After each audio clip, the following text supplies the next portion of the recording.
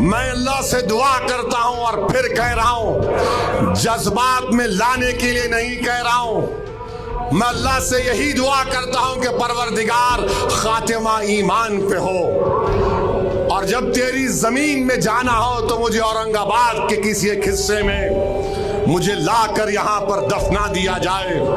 اس لیے کہ تمہارا جو قرضہ مجھ پر ہے، آپ کا جو احسان اس دیوانے گناہگار اسد الدین اویسی پر ہے، میرے پاس الفاظ نہیں ہے میرے دوستوں،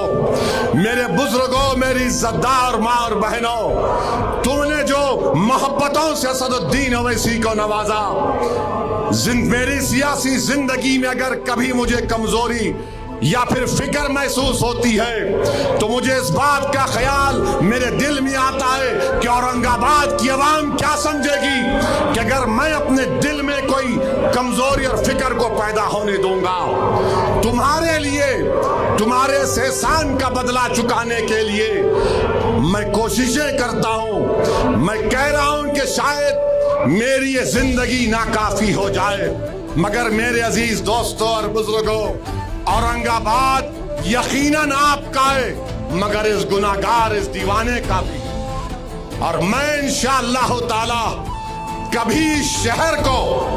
یہاں کے رہنے والوں کو، ان کے بھروسے کو شرمندہ ہونے نہیں دوں گا،